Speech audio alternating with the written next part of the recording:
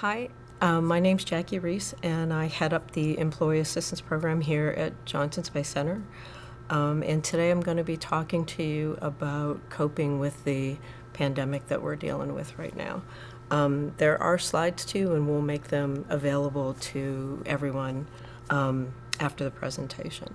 So the first thing I want to talk to you about is high concern groups. I want you to be aware of some special precautions for those folks, and those folks include people who are immunocompromised, that have the autoimmune disorders, people who have cardiovascular issues, people who have asthma and allergies, folks who have pre-existing mental health issues like depression or anxiety. All of this is certainly going to make that worse.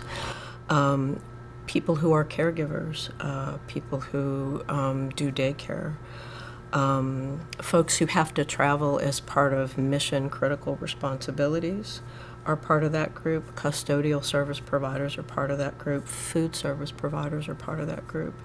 And I'm sure there are some others that I have forgotten. What I want you to know about that is if you are in those high concern groups, it's very, very important for you to take extra precautions and take the guidelines about social distancing and having appropriate PPE as seriously as you can. I know that's challenging because there's a shortage of PPE, but it's really important to do everything that you can to try to keep yourself safe right now and to keep your loved ones safe.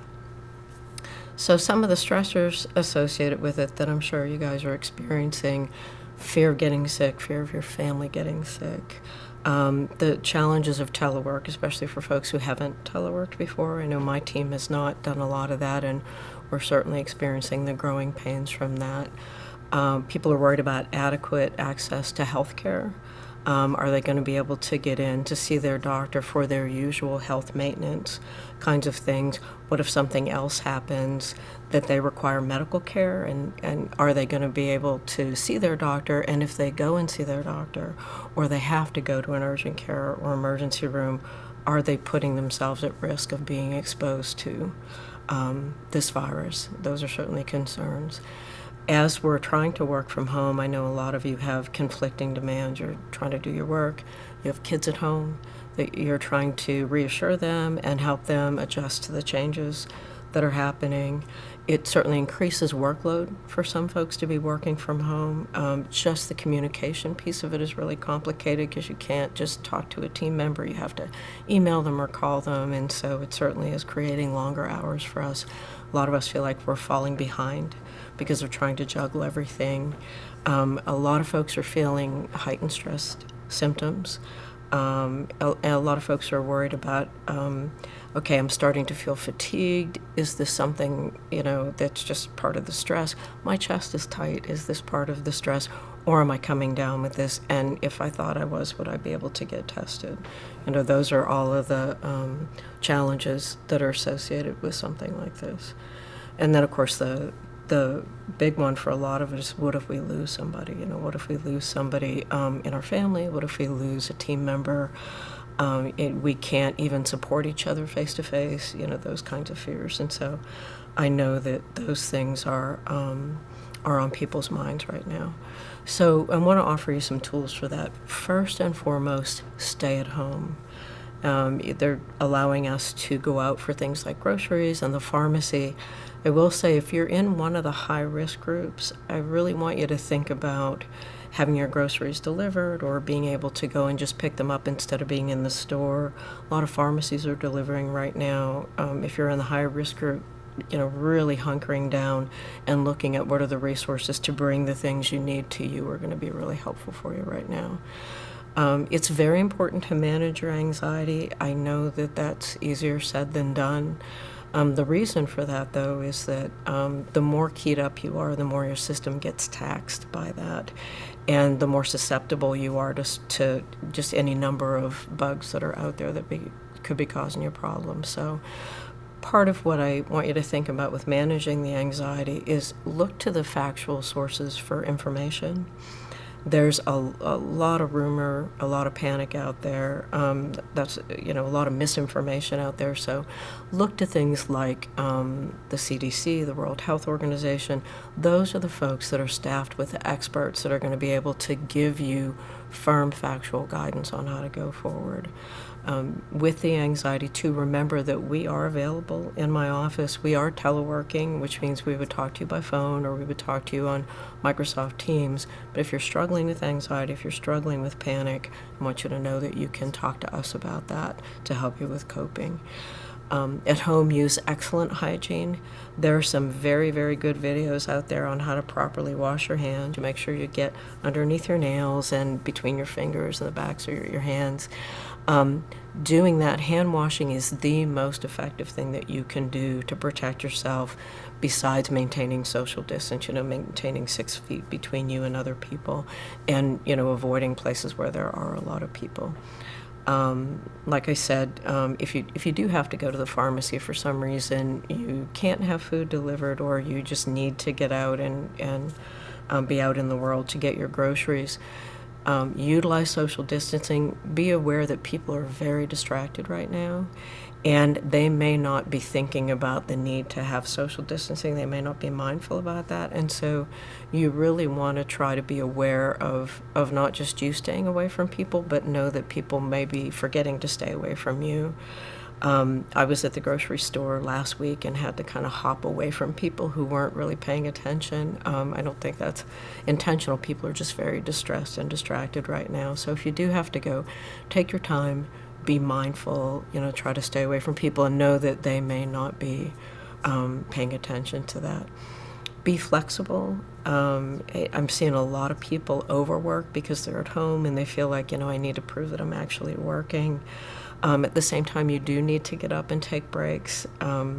The first couple of days that I was teleworking, that's not something that I'm used to, and I found myself glued to my computer because I was afraid that I was going to miss something. And so halfway through the day, I was so stiff, I could barely move. So you really want to take breaks, be flexible, get up and go out into the yard and get out in the sun, be around nature, do the things you need to do to take care of yourself even as you're working. Adjust your work hours as you need to accommodate having kids at home or elder care kinds of things or medical kinds of things. Be flexible with yourself, and you may need to talk with your boss about flexibility if you have special things going on at home, and don't hesitate to ask for what you need right now. Very important while you're stuck in the house to see the opportunity in stepping up your health and increasing your immunity. And the way that you do those kinds of things is you exercise, stretch, eat healthy food. I know we're all doing a lot of comfort eating right now, myself included in that, but know that your body needs good, solid nutrition. Know that your body needs sleep. It's hard for all of us to sleep right now. I don't think any of us is sleeping really well, but do have downtime, rest. Do those kinds of things you can to try to relax your body and improve your health. If you look to our website, we have a lot of different suggestions on there. My team has worked really, really hard the last week or so to populate our website with a lot of good information for you on how you can improve your health and reduce your stress. So please look at that and use those things right now while you're stuck at home. As I said earlier, don't overwork. I know there's that temptation to really prove yourself and show your boss that you are working right now, but you have to balance that with home life and have a good cutoff time in the evening where you're done with work. It's really tough, I know, to maintain a positive attitude right now. I think a lot of us are really anxious, fearful, very, very concerned about what's going to happen. If you spend a lot of time in those feelings, though, it can really pull you down and impact your health. And so what I would say about that is acknowledge that those feelings are there, but also look for ways that you can feel positive, that you can feel empowered, that you can do positive things for other people, that you can support each other through it, reach out to people and make sure that they're not isolated. The more positive things that we do, the more productive things we do, the more empowered we feel, and the better our health is, the more resilient we also become going through this kind of thing. So some tools for specific challenges. For isolation, utilize all of the wonderful technology that we have to actually see people's faces. I have a daughter who's in Austin right now and isolated at home in her apartment with her cat. And so we FaceTime every night, and she and her team use Microsoft Teams to stay connected to each other during the day. I think that's really, really helpful for her.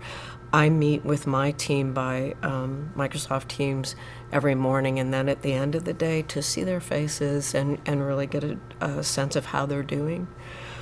Seeing their expressions is really, really helpful, and we have a chance to connect and laugh and talk about what the day is going to bring, and then at the end of the day try to start to unwind from work, and I think that's been really helpful. So utilize those kinds of things so that you don't feel so isolated.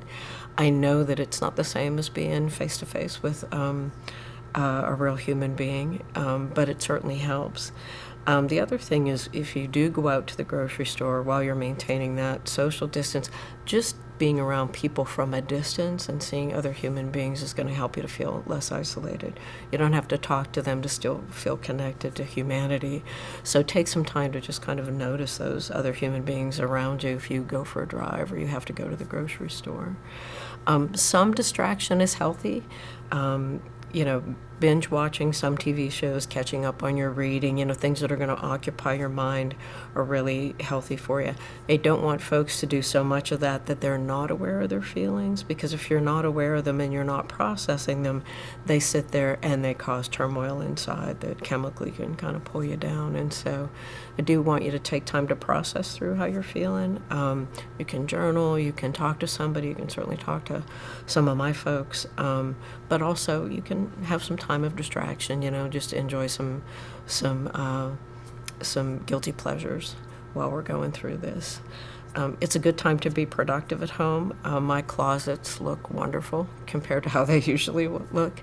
So this is a time to look at how can you simplify your life, how can you declutter, how can you get more organized. It's a nice thing to focus on, and then at the end you get to see the results of your work, which is also a really positive thing. It's a good time to be creative, to pick up a hobby, pick up a paintbrush again if you're an aspiring artist. Try something new that you've never done before. Think about learning a new language. That the creative part of your brain needs to be stimulated, needs an opportunity to come out. It's good for you, certainly, in terms of your stress, and again, gives you a positive way to deal with how you're feeling through being creative. It's a good time to develop a meditation practice for folks that are stuck at home and they're feeling that anxiety. There's a lot of good information online about how to do meditation. It's not complicated. It's really learning how to focus inward and calm yourself. And when you get distracted and your thoughts go off in a different direction, how to pull yourself back to doing some basic breathing. This is a great time to develop that practice because you'll be able to see that it does bring your anxiety down. And the more that you do it, the more that it becomes a really positive and healthy habit for you. So I encourage you to do that too. I encourage you to join uplifting social groups that are virtual. I would stay away from the negativity. I would stay away from the politics right now. That's only going to make things worse for you. I would look to really positive, groups. There are a lot of groups out there where folks are looking, like on Nextdoor, how to donate supplies, or in my neighborhood, some folks on Nextdoor organized a car and bike parade through the neighborhood where they had classic cars and monster trucks and motorcycles, and they did a ride through the neighborhood last Saturday where kids could see them go by, and everybody was very good about staying about 10 feet apart from each other, but it was really a highlight for the kids. So that was something that really nice that I discovered. There's a Facebook group that's called The View from My Window, that I joined last week, and it's folks that are stuck at home all over the world that just take pictures out their window to show you what their world or their neighborhood looks like. So I invited a dozen of my friends to do that, and it's been really fun to go on there every day and see different parts of the world. I've learned a lot about how different parts of the world look, and so it's been really fun. It's really uplifting and positive, so I would encourage you to do those kinds of things. You're stuck at home with immediate family. I know we love our families, but we can wear on each other sometimes. And so it's okay to take breaks from your family and have alone time. It's okay to go for a drive. It's okay to sit outside by yourself. It doesn't mean you don't love them, but we all get on each other's nerves. That's part of being a human being. So do take time to give yourself a break. Pay attention to your internal dialogue. Part of anxiety and panic is that we tend to loop through our fears inside. What do I do about this? What if this? What if that? And that can get to be really catastrophic for us and really bring us down and make it harder to cope. And so when you catch yourself doing that, I want you to turn that internal dialogue around. And one of the ways that you can do that is to remind yourself that you have faced other challenges in your life before and you've figured out how to get through them. We forget our successes, right? We forget that we have overcome challenges before. We only look at our failures. Humans are terrible about that we tend to keep score of our failures but not our successes. This is something brand new for us that none of us have had to deal with before. We will figure it out as we go, and so it's important for you to reassure yourself that you may not know what you're going to do if X, Y, or Z happens, but trust yourself to figure it out and trust yourself to get through it, because you have a history of figuring things out and getting through things before, right? So count on that. So I know a lot of folks have kids at home, all the way from little ones to college students back home, and I know that can be really, really challenging for folks. And so dealing with that, I understand for your kids, no matter what age they are, this is a big change for them too. Expect some moodiness from your kids. This is really, really difficult. Expect some moodiness from yourself and know how to step away when you can tell that your moodiness is going to affect how you interact with them. While as adults we're allowed to be human too, know that they're looking to you for their cues on how to deal with this. So when you need to step away from them, that's going to be really important. Expect your kids of all ages, including your young adults, to kind of test the limits at home. They're looking for structure. They're looking for all the rules to be the same in the middle of this crisis. They will test them. That's developmentally healthy and appropriate.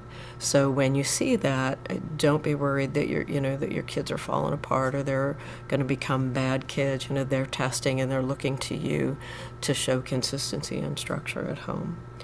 Be reasonable in your expectations of them and yourself. I know a lot of parents are stressing about how do we keep up with the school stuff, and I'm trying to work from home, and how do we do all of that. All any of us can do on that is do our best. With their teachers, know that the teachers are trying to figure this out too. Nobody was prepared to have to do this for this amount of time and to this extent. And so communicate well with the teachers, exercise patience with the teachers, and know that they're going through the same stress you are, right? They're trying to figure out how to teach kids online and deal with kids at home, and deal with the school system needing things from them, and it's tough for them too. So a lot of patience, please. With your kids, know that they see your stress and they understand that something's wrong, even if they don't understand this crisis. Younger kids don't understand what a virus is or understand what a pandemic is, but they do know that mom and dad are stressed. And so really important for you to have honest conversations with them about, this is really different and this is tough on us and we have some concerns about health. But also to be reassuring to them, we're going to stay home, we're going to get through this, we're going to figure it out. Help them to see you actively coping with it, because that's going to reassure them. Listen to your kids' emotions about it. They're going to be upset about things that on a bigger scale are not a big deal for us, but for them they're a really big deal. So it's important for parents to not discount their kids' feelings, to be able to hear their kids' feelings and validate those feelings. That it's really hard not to be in school with their friends, or it's really hard not to be able to see their teacher face to face, or it's really hard to not be able to go bike riding with their friends, whatever that may be. Listen without judgment, without rationalizations. What kids need is empathy and validation of their feelings. And so what that looks like is saying, I hear how sad you are that you can't see your friends. I know that's really hard for you. Just that validation can really go a long way towards soothing kids. And I know we want to kind of make their feelings better, but we can't, right? We have to just help them navigate through that. And so just hear them and, be reassuring, but, we're going to get through this. It's going to be okay. And it's okay for you to be sad. It's okay for you to miss your normal life. The more that you empathize with them, the more they can process through their feelings. Be patient, be flexible, step away when you need to. That's really, really important. Give yourself time to kind of collect your thoughts and feelings too. So with helping your kids cope, remember that young kids work out their feelings through play. They're still learning how to label their feelings. They're still learning how to have words to process through their feelings. And so what we see is that they work it out through play. So give them time to play. Give them play breaks during the day. You can learn a lot by watching how they play, seeing what the themes are when they're having their characters act through things. It'll help you to know where they are and what's on their minds as they work through it. So let them do that through play. As I said, listen to their worries and give them comfort and reassurance about those worries. Teens and preteens tend to lean towards more towards their friends in terms of coping and in terms of wanting to be able to share their feelings. It's really tough for them to not be face-to-face with their peers right now. Know that them wanting to lean more on their friends than on you is normal for them developmentally. They're planning that leaving the nest. For the kids who have left the nest, they've already developed that external support group that doesn't include mom and dad, and they still want to lean on that support group. That's much more challenging right now for them, certainly. And so don't be surprised if they turn away and they want to connect with those friends, because that's part of the developmental stages that they're in. Don't take that personally. It's normal for them to do that. They want to be able to continue on that path of growth. So let them stay connected through, FaceTime, Skype, whatever kids do to try to stay connected with each other so that they feel that support right now. And like I said, don't take that personally. As I said, they're going to test limits, all ages. Be consistent with that. Be patient with it. Explain when you can, why kids can't go and see their friends or why those rules are in place. Be firm about it, but also empathic about it. Also on our website, there's a good resource called childmind.org that specifically has things about coping with this particular virus. So self-care. Pace yourself, please. Pace yourself. This is not the time to go through the entire house and declutter every closet in one day. You need to take time to take breaks. Same thing with work. Take breaks. Pace yourself with that. I think it's really, really important to have a consistent schedule with work, a consistent start time and a consistent end time, because you're at home. You want to have a very firm boundary between work and home and not blur those lines. Particularly for folks who live by themselves, there's a tendency to think, well, there's not anybody else that needs my time, but you need your time, you need recreation, you need time to yourself. So as much as you can, and I know with some teams that's not possible because you don't always work the 8 to 5 schedule, but as much as you can, have a consistent start time and a consistent end time with your work. Maintain and improve your fitness and mobility. As I said earlier, this is a good opportunity to invest more time in yourself. I know with gyms closed, people are challenged to try to find things that they can do at home. There are a lot of good videos, or a lot of really funny videos out there that people are doing things like raiding their pantry to try to do weightlifting with cans, those kinds of things to try to maintain their fitness. I think people are trying to figure out how to do burpees at home because they can't do the cardiovascular things at the gym. So think about different ways that you can maintain that or even improve it right now. Being stuck at home doesn't mean that you can't be mobile. And with all the sitting that we're doing in front of our computers right now, mobility is really, really important. So keep working on those things. Resist your cravings for sugary and salty and starchy food. I'm kind of laughing about that because I broke that rule last night. You're going to have fun food, but please do the healthy food first. This is very stressful, what we're going through, and so your body needs good, solid nutrition right now. By all means, a little bit of fun food is okay, but give yourself the fuel first. Give yourself the good, solid nutrients first. That's important for your immunity. You know, our immune system relies quite a bit on sleep, nutrition, and relaxation, so you want to be able to do those things. Sleep hygiene is really, really important. I know most of us are not sleeping well right now. We're waking up too early because of the stress. What sleep hygiene looks like is that you have a cold room. That means if you have a 70-pound dog, you might have to kick him out of your room and not let him sleep in your bed right now. I know a lot of pet lovers don't like having that recommendation, but I can tell you I sleep better when my two 60-pounders are not in my room. A cold room is really important because your body temperature lowers at night, so you want the room to be cool, you want it to be dark. That means maybe putting electrical tape over those LEDs that are on our chargers and our phones and those kinds of things. You want it to be as dark as possible. You want it to be as quiet as possible. Another reason why the cats and dogs might need to be out of the room with the door closed. Certainly getting away from electronics for about 30 minutes before you go to sleep is helpful. Pick up a good old-fashioned book or a magazine, you know, listen to some music. Those kinds of things are going to help you to ramp down and help your brain to quiet down, which we need more than ever right now with all the worries. So work on those things and keep trying. The more you do it, the easier it gets and the more it becomes a habit. Make time for fun. Stay within the stay-at-home guidelines, but certainly make time for fun things. Things like board games, movies, you know, those kinds of things. You don't want to stay in work mode for the entire time that you're home. You don't want to focus on constantly being productive. Make time for recreation. That's really important. In terms of self-care, if you develop flu-like symptoms, very important for you to call your doctor's office. Don't show up there. If you do have the flu and you show up there and somebody else has COVID-19, you're complicating your own health. So please don't show up there. Call your doctor's office and ask them for guidelines on what to do next. A lot of doctors are doing telehealth right now where they can sit down and look at you via video and ask you questions and get a better idea of what's going on for you and help you make decisions about what's next.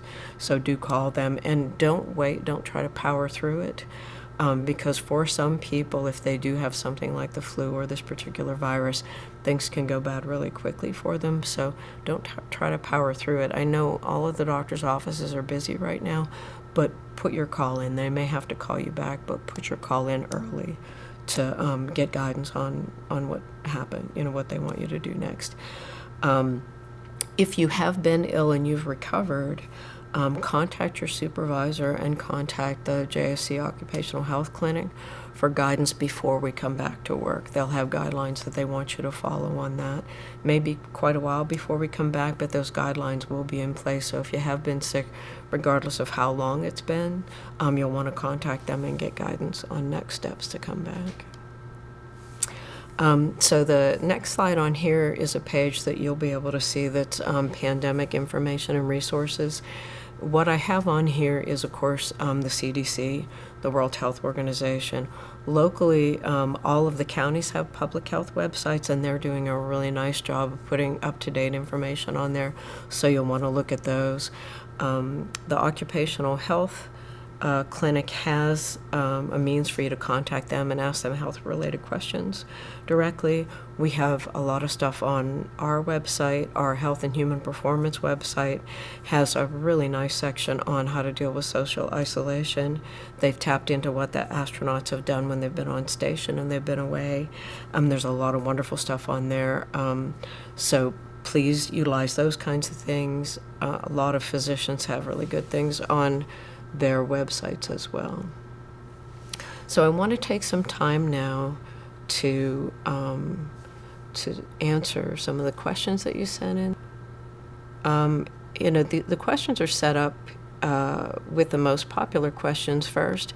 I want to let you know that I deviated from that because one of you sent in a question that was really concerning to me. And so I want to be able to address that first because I think it's really important. The question is, I have a 77-year-old aunt who lives in the French Quarter of New Orleans. She thinks she has COVID-19, but said she won't call 911 and wants family to come and take her to the hospital if her symptoms get worse. What resources are available for elderly in this case so the rest of the family doesn't have to risk their health to travel to a hotspot? So my recommendation to you is that you talk to her right now. And if she says she has a fever, or she sounds like she has a fever, or is having difficulty breathing, I want you to call 911 right now and send them to her house. Because what we know with older folks is that this can go bad very, very quickly for them. I understand that tendency for older folks to want family there, to just want to try to power through it, to be afraid of what will happen when they go to a hospital and not be able to have their family there. But this is a really serious situation, and so she should not wait to see whether she gets worse or not at her age. If she's having difficulty, like I said, if she has a fever or is having difficulty breathing, an ambulance needs to be there. If she says those things are not happening, she needs to call her primary care. If she won't call her primary care, ask her if you can call her primary care. The other option you have is that you can talk to the hospital closest to her home and see if there's a medical social worker who can talk to you on the phone and help you come up with a plan for her to get the care that she needs. Family should not transport her to the hospital because you put yourself at risk, and then you have two people that are sick. And so please have somebody contact her right away. If you can't have a family member, contact her and see how she's doing right now. And if she's not doing well, like I said, call 911 yourself, call her doctor's office, get some help to her. Okay, the second question here is, I'm sorry, I'm not used to navigating this on my computer. My productivity is not what it should be. I'm easily distracted and on edge right now. I can't find and maintain my focus. I end up working more hours to make up for it, but I'm losing any semblance of my home life. I can't keep this up, although I know my management totally expects it. What am I to do? All ideas are welcome. So a lot of us are experiencing this, and I'm advising supervisors to realize that that difficulty with focus, that difficulty being 100% productive is absolutely normal right now for all of us. It's part of dealing with crisis, and it's not your fault that that's happening. That's your brain trying to prioritize and wrap itself around what's happening. So I am encouraging supervisors to recognize that it's not that your employee is slacking off, it's that the stress is very disruptive for folks right now. I don't recommend working longer hours because the longer you work and the more that you work, the more fatigued you become and the more at risk you become of health problems, right? So it ends up being a vicious cycle. So I want you to really keep those hours. Are we going to get behind in some things? Yeah, we are. All we can do is prioritize the things that have to be done right now and do our best in the situation that we have. But overworking is not going to be a good idea. You need that boundary between work and home. You need that downtime at night. It's really important. Have a dialogue with your supervisor. Talk with them about it. Reassure them that you're doing your best. You can't help being distracted right now. None of us can, but please don't overwork.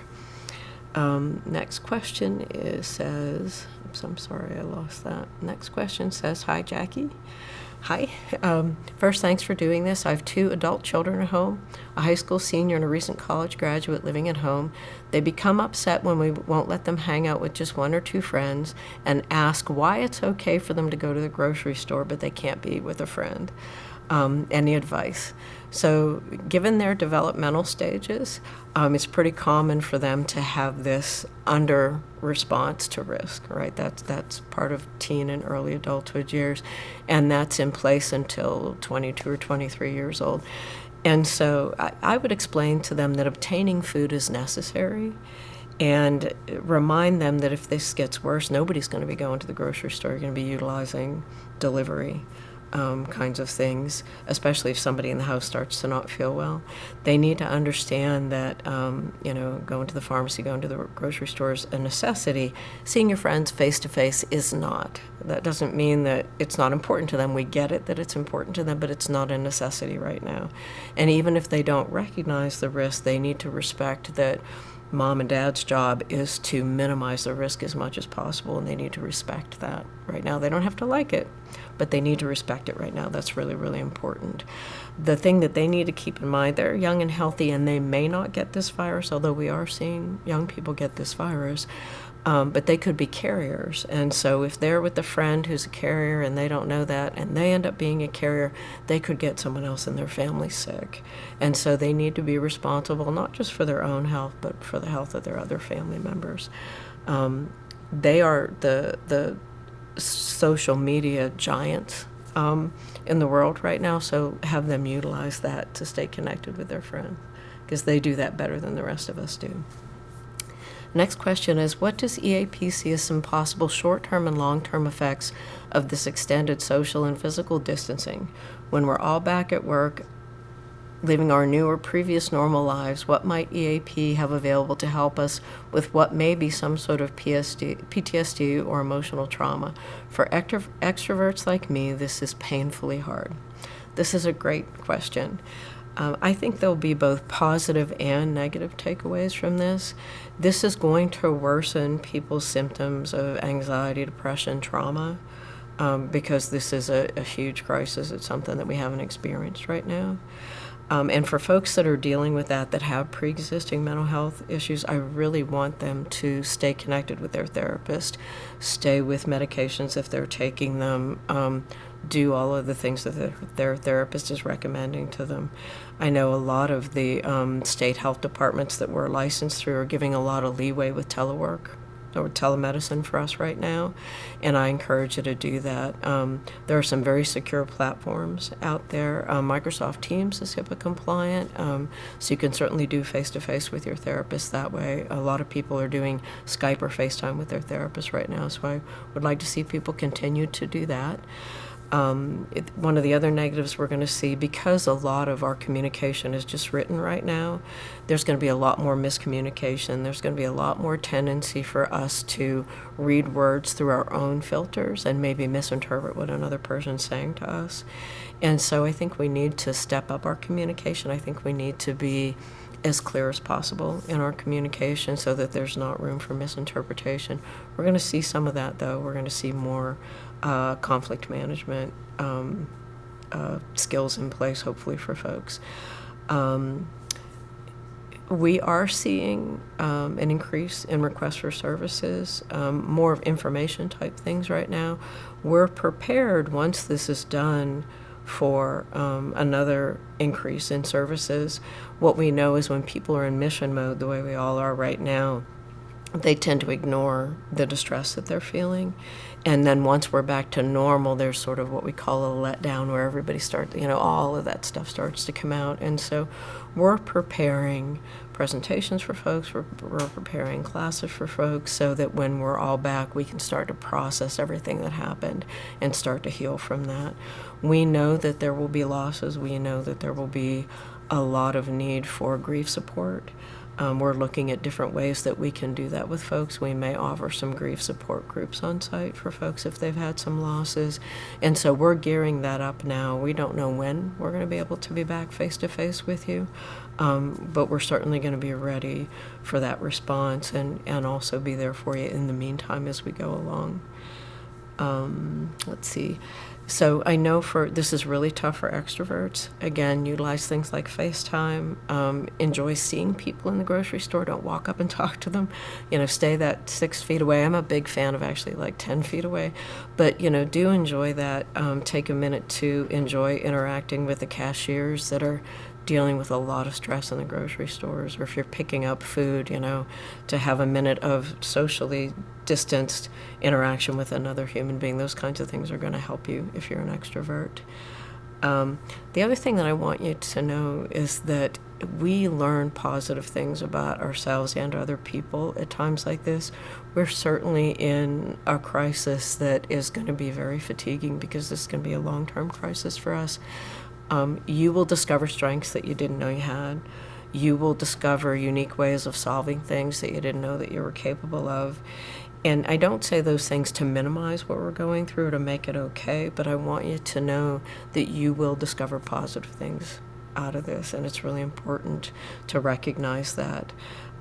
This is taxing for us. We will also grow from it. And so I want you to keep that in mind. Next question, should the center revert back to stage 1? May those with pre-existing conditions continue to telework until they feel safe? So this is a question for your supervisor and for human resources, but my feedback is first and foremost, consult with your physician on what they think you need to do. They know your health, they know your vulnerabilities, and your guidance should come from them. And once you have that guidance, then you take that to your supervisor and your human resources. I can tell you the center's first priority, and I see this every time I sit in the pandemic meetings, is that your health is their first priority. They want their workforce to be well and healthy. And they understand the need for flexibility and accommodations. And so I feel confident that they're going to take that into consideration and do everything they can to make sure that it's safe for you to come back with your health conditions. So next question is, I'm having some challenges with my 90-year-old father who doesn't seem to want to follow the advice for people in the high-risk category. Can you provide some tips on what I can do to convince him to follow the guidelines? So my feedback there is that older folks are much like teens in that they can be a real challenge, and they can be very, very independent and not necessarily reasonable with their desire to be independent. So your dad may have a somewhat fatalistic view of life at that age. He may feel like in his remaining years, quality is more important than quantity. And all you can do realistically is share with him the impact it would have on you to lose him right now. He's certainly thinking about his life and how he wants the remainder of his life to be. He may not be thinking about what it would be like for you to lose him if you couldn't be with him, if you couldn't go through the normal memorial, the normal grieving, those kinds of things. And so I would suggest that you have a heartfelt conversation with him and you share with him your fears about that and ask him to please take that into consideration. Understand, though, that he may not, that he may have in mind how he wants to finish his time on this earth. And as difficult as it is, you have to accept that you don't have control over that. All you can do is ask him for what you want from him, and then the rest of it is in his hands. And I appreciate that. I had a dad who was very much that way, and I know it's tough to accept that. Ultimately, though, we have to recognize that it's not in our hands, and all we can do is ask. I know that's tough, and you're certainly not alone with that. A lot of folks are dealing with that right now. Next question is, EAP has been providing great services to the JSC community for some time now. Thank you for that. And like some critical things lately, the demand has recently skyrocketed. How is EAP doing with the increase in demand? What would the usual turnaround time be for an employer or dependent who would like to have a conversation with a counselor? And thanks for everything you're doing. Thank you for that, and you're welcome. We're still trying to hold to our 3 to 5 day standard for new folks. We're trying to see urgent situations same day. Of course, that's by telework now. Our phones are being answered. We figured out through Jabber, of all things, how to get our phones and our answering service answered. So we are able to maintain that. We have a lot of requests for services right now, but they are mostly resource-based right now. And so we do have room in our schedules to see new folks. We prefer for that to be video as well, so that we can see you and you can see us. We understand that that's not possible in all cases, but we prefer for at least the first time that we meet with you for it to be through video. And like I said, Microsoft Teams is HIPAA compliant for privacy and confidentiality, so please consider using that. We are morphing all of our support groups and our workshops into doing that virtually. It's been a challenge for us because we're face-to-face folks, but we're figuring out how to do that through Adobe, through Microsoft Teams, those kinds of things. And so if you look on the roundup, you will see that those things you should see them popping back up now. Our classes, we'll be doing them virtually using WebEx, those kinds of things. We know that when we come back, folks are going to need services, as I mentioned earlier. We're figuring out how to do some of the larger things remotely, like this. This was a wonderful opportunity for me to be able to reach as many people as possible instead of talking to individual groups. And so these kinds of things are things that we're going to utilize, and my hat's off to External Affairs for helping me make that happen.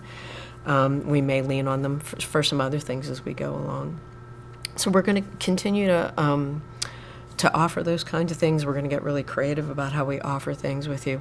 I'm also really excited to tell you that we are in the process of hiring a postgraduate intern. She should be getting her offer from us today.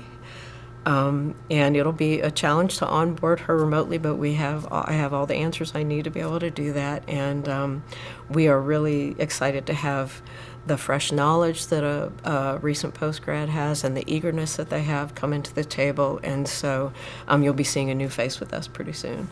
So we feel confident that we're going to be able to meet the demands that you have. No worries, we are there for you, and we're up to the challenge with this. So the next question is, I've been feeling excited that I can work from home full time, and then anxious with all that's happening around us. I've been trying to get some fresh air and exercise. What are some other ways to help with my anxiety? First of all, I'm thrilled that you're making time for self-care. Please keep it up and encourage other people to do that. Working from home for some folks does seem to make it easier to do the self-care. It's easier to step out in the backyard. It's easier to step away and do some exercise, and I like that that's easier for some folks. My number one tool for dealing with anxiety is to take some time to look at what are your specific fears. And then once you identify that specific fear, for example, what if I get sick? Then I want you to develop a plan for that. And with that plan, understand that it may not roll out exactly the way your plan rolls it out. In real life, sometimes things take a turn. But having a plan helps to comfort us. Humans are, especially at NASA, we're control freaks, or recovering control freaks, and our population here is bigger at that than anybody is. And so, honoring that and saying, okay, here's what I think I would do if that happened, is going to help to calm some of those fears for you. By having you sit down and identify those fears one at a time, it helps you to not get catastrophic about it. So, okay, this is my plan for this, and what if this? Okay, this is my plan. It will help slow you down. It will help get the logical thinking part of your brain engaged and less of the panicky part of your brain engaged to do that. It may help you to write it down. Again, it helps you to focus more on the thinking part of your brain. So I would try that. When you're not sure how you would navigate it, remember what I said earlier, that you have a history of figuring things out. Know that you will figure this out too. It'll help your brain stretch and grow, as you go forward with it. So believe in your ability to learn how to navigate this. You may not have all the answers, none of us do, and that's okay, but we will all learn how to get through this. Next question, I feel obligated to work even harder to prove that I'm pulling my weight while working at home. Is this appropriate? It's normal to feel that way. It's not appropriate to do that. It's not appropriate to work harder, because you risk burning yourself out and you risk impacting your health, because we're already a bit stressed and anxious, and pushing yourself more is not going to be helpful. So don't risk your health with that. Do a reasonable work day. Next question, I've discovered that the primary emotion that I'm feeling right now is grief. Can you share some information about the types of grief and how to deal with grief during this strange time? So I think grief is a normal reaction for the circumstances that we're in. And if I had to categorize the grief that we're in, I actually wouldn't categorize it. I think that it is compounded grief. I think it's very complex grief because there are things that are very tangible that we are grieving. You know, some of us have lost family members or friends. We've lost the ability to connect face to face with people. We've lost some of our autonomy to move around and do what we want when we want. Those kinds of things are really tangible. But there are also intangible losses, you know, the feeling of never having experienced something like this before, feeling very reasonably vulnerable because we don't know what's going to happen and we don't know if we're going to be able to stay healthy. Those kinds of things are less tangible but very, very real. You know, just a sense of a loss of security with our health. A lot of people are feeling financially insecure right now. You know, they don't know what their future is going to look like financially. And so those things are a little bit more vague, but no less real in terms of the weight of that grief. And it can make us not feel very confident in anything. And so what I would say, you know, with grief, no matter what kind of grief it is, the only way to deal with grief is that you have to walk through it.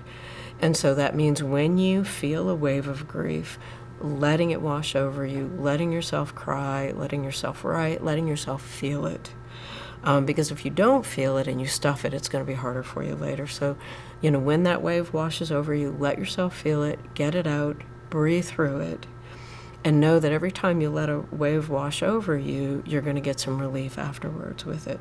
In between those waves, that's when you have self-compassion, when you really care about yourself, when you reassure yourself, when you seek support for it. But it's really important not to stuff that and give yourself false platitudes or criticize yourself for feeling it. You know, just walk through that grief.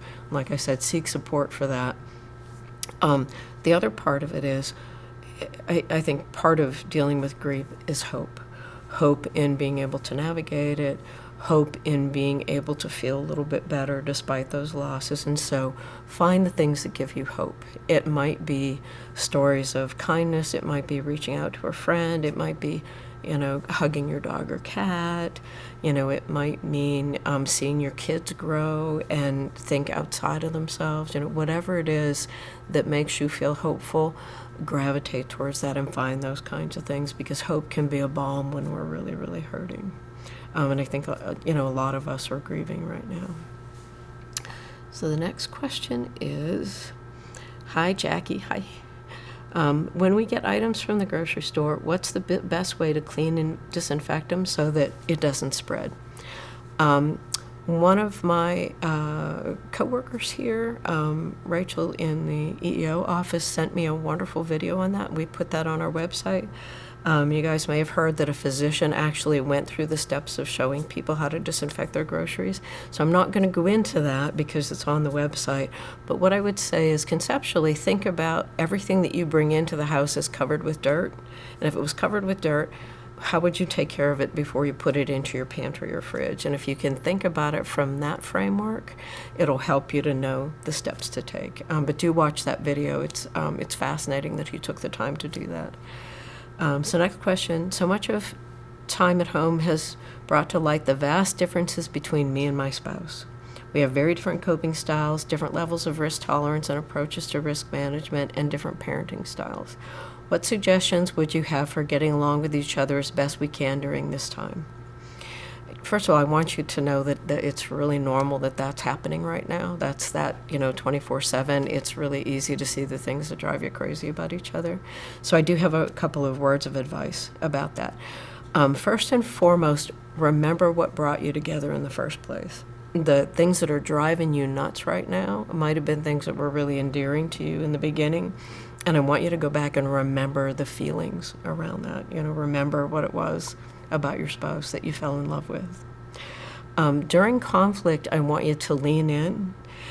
That's not what most of us are taught. We're taught to avoid conflict at all costs, but then things don't get resolved. So when you have a conflict, I want you to lean in.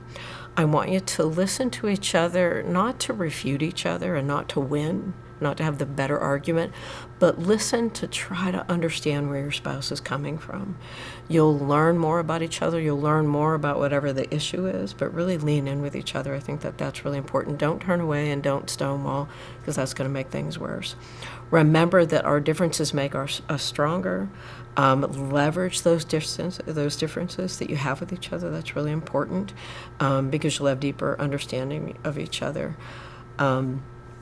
So when it comes to big risk, things like health or finances, I encourage you to go with the safest route that you can take with that, simply because not being as safe as you can with your health or with your finances can have life-changing impacts. So I would say with these circumstances, with the big things in life, the person who is the most risk-averse, who wants the safest plan, I think that person needs to be the one whose plan is taken into the most consideration right now, simply because of the consequences of it. There are a lot of other areas where you can negotiate, but don't take chances with your health or your finances right now. I think that's really, really important. The other thing is, it takes some time to notice the positives in each other. Use that 5-to-1 rule, the 5 positive pieces of feedback for every negative piece of feedback. I would also say, instead of criticizing each other, express a wish. I think it's John Gottman, who's a researcher, that says that every criticism is a wish in disguise, so express it as a wish instead. And keep practicing at that, because the more that you guys practice at it, the better that you'll get. So the next question is, I'm overly stressed and know that when I get back to work, the stress and pressure for deliverables is only going to get worse. So I'm guessing the question about that is how do you deal with that increased stress and pressure? We're certainly going to be behind, and everyone from the top down is going to feel pressure to catch up. What I would say with that is the basic: you can only do as much as you can do. We will all be feeling internal and external pressure, and I think we have to find the balance between really pushing forward and trying to get caught up and trying to get things done and not making mistakes. Right, and everybody's line in the sand is different with that. I think we'll have to work as much as we can without burning ourselves out and without making mistakes. And we have to understand that everyone has limits. We're human beings and we need rest. And you'll have to have those conversations with your supervisor. And also keep in mind your supervisor's feeling that pressure too. And pressure flows downwards. And so give him that feedback so that he or she can take that feedback back up the chain about you working as hard as you can and that folks need a break. Really important that you can speak freely with your supervisor about that. Next question, with counseling sessions being moved to over the phone, or Microsoft Teams, by the way, what are some practices that employees can do in order to have an effective session? So thankful for a really thoughtful question from you. I appreciate that. As I said, Teams is HIPAA compliant, so if you want the face-to-face, it's good for you and good for us. Feel free to utilize that.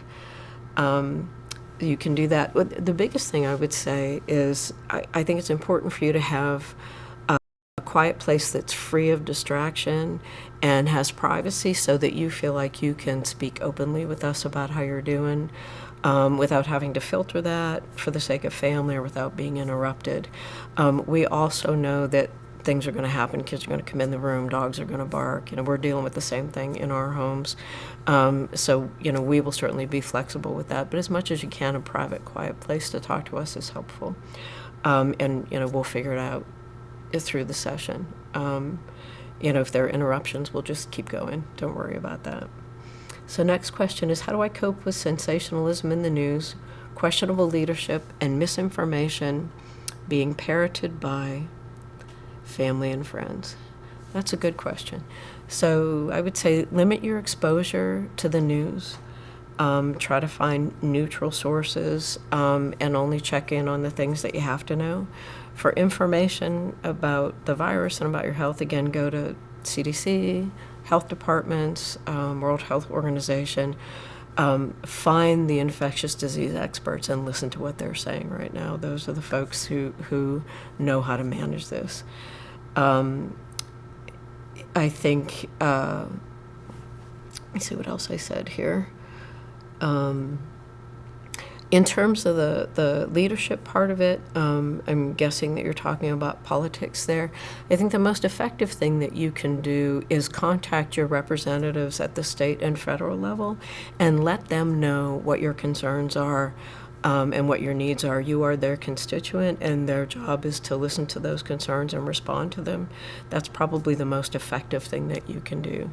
In terms of family and friends and misinformation, I don't recommend that you spend a lot of time on that.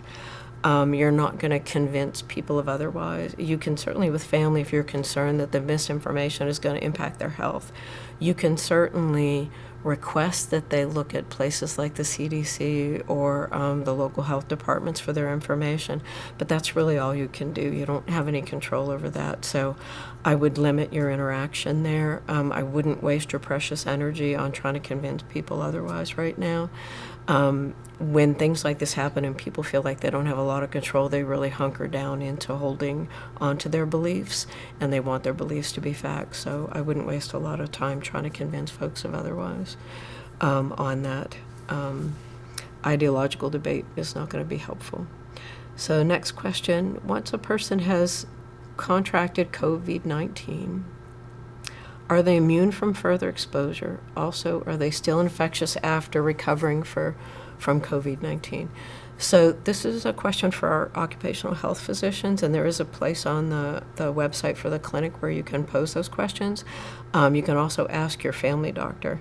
I can tell you, though, that this issue is being studied by the infectious disease researchers, and they are looking to see if serum from folks who have recovered could be used for folks who are still struggling with this. There are more questions than answers, and none of that has been determined. They also don't know how long someone is immune after they've recovered. So it's very important for you to not assume if you have it and you've recovered that you're not going to get it again, because we don't know how long that immunity could last, for hours or years. We don't know. And so please don't assume that. That's really, really important. Assume that you could get it again and take precautions. So you really want to pay attention to the clinic's website and pay attention to what your supervisor's saying about that, because as those guidelines change, your supervisors are going to be notified about that in terms of when we can come back. It's complicated. There's a lot that we don't know, so you have to be really, really careful right now. Next question, for those already dealing with a difficult situation like PTSD, what suggestions do you have for families dealing with loved ones who are already suffering? While no one is to blame for this pandemic, how do we keep on when our coping skills are not meeting the challenges? What I would say is patience and compassion have to take the lead right now. Patience with your family, compassion for your family members that are struggling, same thing for yourself, self-compassion. This is something none of us were emotionally prepared for, and we're all going to struggle. Whether it be that we get impatient or we feel overwhelmed, we're going to have moments that we struggle. If you have a loved one who's really struggling, encourage them to stay in contact with their therapist to get the support that they need. If you can pick up tasks for them that they can't do because they're feeling overwhelmed, those kinds of things are supportive. Reassurance that you're there for them. Reassurance that it's okay for them to be struggling and to feel like they're not okay right now. That doesn't mean we won't become okay again, but this is really, really tough. And so, like I said, patience and compassion. I think people need to avoid major decisions right now, aside from health and finances. This is not the time to look at career changes or moving or any of those kinds of things. Keep it simple right now. Focus on what the priorities are to get through that. Next question is it possible for us to be so heightened aware of the COVID-19 symptoms that we actually feel like we experience those symptoms without actually having the virus? Maybe it's anxiety. What should we do if this is the case? So stress and anxiety can certainly cause tightness in your chest, and I know some folks have been scared by that. In general, I would say, if you don't have a fever or other symptoms, the way that you can get through that tightness is to do a really basic breathing exercise and to do several rounds of it. And what that looks like is you take a couple of deep breaths in through your nose and you hold it for a couple of seconds and then really slow out through your mouth. And if you go through, say, 4 or 5 rounds of that, If this is anxiety or stress, you should feel your chest start to loosen. You should feel your heart rate go down. You should feel yourself start to relax a little bit. Now, for folks who already have pre-existing anxiety, you probably should talk to your doctor and see if the medication you have is adequate for it. But certainly, breathing should help with that. If you have fatigue and a fever, if you have lung or heart conditions, diabetes, those kinds of things, and you have a tight chest, call your doctor, talk through it with your doctor. Let's not take any chances with folks who have vulnerabilities. We don't want to assume that it's the virus. We don't want to assume that it's just anxiety either, and so we want to be sensible. Try the breathing, call your doctor with that. But certainly know a lot of us are feeling that kind of chest tension right now because of the stress. Next question is, what's the best way to cope when a JSC team member or family member succumbs to COVID-19? Seeing situations unfold across the country, we could have tens to hundreds of cases affecting the JSC team, and we really don't have the ability to support one another other than virtually. I agree with you that this is a really, really difficult prospect. And at times like this, all we can do is focus on what we are able to do. I know it doesn't feel adequate to Skype with somebody or get on Microsoft Teams when there's been a loss to try to support your coworkers. In reality, that's all we have right now. Know that, when we're face-to-face with somebody who's had a devastating loss, even then we don't feel like it's enough because it never feels like it's enough. We can't bring back that person. And so I think we're often left feeling like it's inadequate. What I know from talking to folks who have lost somebody is any support is appreciated. Any reaching out is appreciated. And so don't feel as though, what I do remotely isn't going to matter. All of that matters. What we'll be doing is trying to meet with teams, and we're doing that remotely too, and that's going to feel for us like it's not enough. We're not there to give those hugs or be face-to-face, but we have to work with what we have right now and make the best of our situation. Just know that your presence, whether it's on a video or from a distance, is helpful for folks, and that it matters as we go forward with this. So next question. Living in a rural area, single and isolated due to social distancing with little internet I had from a hotspot, used most of my cell data. I was finally able to get a loaner and hope the hotspot will be turned on. What do you suggest for anxiety and the stress personally and professionally? Well, certainly the hotspot will help. Also, having sound around you is going to help, putting on music, putting on the television. If you don't have cable out where you are, I would take advantage of some of the things that PBS has to offer. They have a lot of really nice offerings that folks can get when they don't have cable, so I would look at those kinds of things. I would get outside, get into your backyard. I resurrected my bird feeders at my house, and so I take a couple of minutes in the morning to enjoy seeing the different birds there, birds I've never seen before because I haven't had a feeder up in a number of years. So, look at ways that you can appreciate life in all its forms. Like gardening or just being in nature, like I said, the bird feeder, those kinds of things. It's okay to go for a drive just so you can see other people. You want to maintain that social distance, but sometimes just driving by somebody who's out in their yard and waving is going to help you to feel connected. So we have to be really creative right now, but look at opportunities to at least see people and wave at people from a distance and see if that helps. So next question, what are some tips for single people who live alone to keep mental health in check when the normal avenues of connecting with others are all but shut down? Another good question. So again, Skype, FaceTime if you can, Microsoft Teams to connect with your teammates. As I mentioned earlier, I connect with my team morning and evening, and I really look forward to that, and they really look forward to that. It's just nice for us to get together and see each other's faces. That's been very, very helpful to us. Like I said, background music, in any signs of life are going to be really important. And know that right now it feels really uncomfortable and odd, but you will adjust. I want to reassure you that, you will adjust to this and learn how to make the best of it. So those are all of the questions. We're certainly available by email. If you look on our website, there's a JSC email. You don't have to email us individually. There's an email for our EAP office that comes in, and the first person who sees it answers it. And so you can keep sending questions for us. Please check out our website. My team has worked really, really hard to develop it, and I think you'll be really pleased about the resources that you need. We are just a phone call away. The slides will be available to you. It's our usual phone number, and it will be either Renelle or Monica that answers and helps get you connected. So please don't hesitate to reach out if you need us. Thank you very much for watching and listening and tolerating all of my ums along the way, because this isn't an environment that I'm used to. And remember that we're going to figure it out. I believe in your ability to figure it out. So thank you.